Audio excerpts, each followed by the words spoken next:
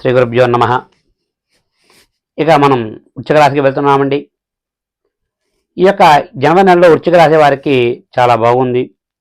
వీరికి అర్ధాష్టమంలో శనీశ్వరుడు ఉన్నా కూడా వీరికి చాలా అనుకూలమైన నెలగా చెప్పవచ్చు. ఈ నెల భార్యాభర్తల మధ్య మంచి అవగాహన ఉంటుంది.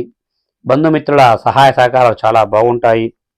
అయితే కొన్ని విషయాల్లో మీరు పై చేయి సాధించాలి అనే విషయాల్లో అనుకుంటారు. అయితే ఆ యొక్క కొన్ని విషయాల్లో మాత్రం తప్పక మీకు అపజయం ఎదురయ్యే అవకాశాలు ఎక్కువగా ఉన్నాయి. కాబట్టి తగు జాగ్రత్తగా ఉండండి.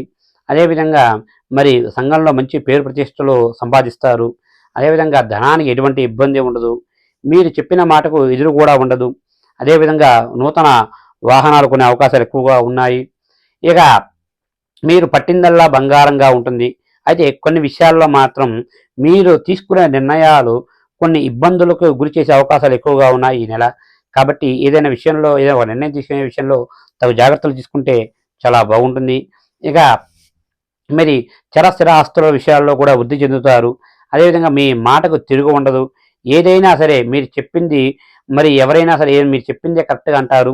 అదేవిధంగా ఇక ఎవరైతే ఈ యొక్క వ్యాపారస్తులు ఉన్నారో వారందరికీ కూడా ఎవరైతే వృశ్చిక రాశిలో ఉన్నారో వారందరికీ కూడా ఈ నెల చాలా అనుకూలమైన నెలగా చెప్పవచ్చు. మీరు వ్యాపారంలో మంచి లాభాన్ని ఆర్జిస్తారు. అదేవిధంగా నూతన ఏవైనా సరే వ్యాపారాలు పెట్టాలనుకున్న వారు కూడా చాలా మంచి అనుకూలమైన నెలగా చెప్పవచ్చు. తప్పక మీరు నూతన వ్యాపారాలు పెట్టే అవకాశాలు ఎక్కువగా కనిపిస్తున్నాయి. ఇక మీరు అనుకున్న విధంగా కూడా సాధిస్తారు. ఇక ఎవరైతే ఈ యొక్క వృశ్చిక రాశిలో ఉన్నటువంటి ప్రభుత్వ ప్రైవేటు సంస్థల్లో పనిచేస్తున్నటువంటి ఉద్యోగస్తులందరికీ కూడా కొంచెం ప్రథమార్థంలో కొన్ని చిన్న చిన్న ఇబ్బందులు వచ్చినా ద్వితీయార్థంలో అటువంటి ఇబ్బందులన్నీ తొలగిపోతాయి. ప్రథమార్థంలో మీ పై అధికారుల వల్ల కొన్ని ఇబ్బందులు మీరు ఎదుర్కోవాల్సి వస్తుంది. ఏదైతే ద్వితీయార్థంలో ఆ ఇబ్బందులను తొలగి మీరు అనుకున్నటువంటి పనులు నెమ్మదిగా పూర్తవుతాయి. ఏదైనా ఇంక్రిమెంట్స్ కానీ బోనసులు కానీ లేదా ఏదైనా ప్రమోషన్స్ కానీ మీకు ప్రథమార్థానికంటే ద్వితీయార్థంలో పెట్టుకుంటే చాలా మంచి జరుగుతుంది. ఇక ఎవరైతే విద్యార్థులు వృశ్చిక రాశిలో ఉన్నటువంటి విద్యార్థులు ఎవరైతే ఉన్నారో వారందరూ కూడా కొంచెం ఈ నెల అంత బాగలేదండి. చదువు విషయంలో బాగా చాలా శ్రద్ధ పెట్టాలి. అదేవిధంగా ఈ యొక్క పరీక్షాకాల సమయంలో కూడా కొన్ని జాగ్రత్తలు తీసుకుంటే చాలా మంచిది.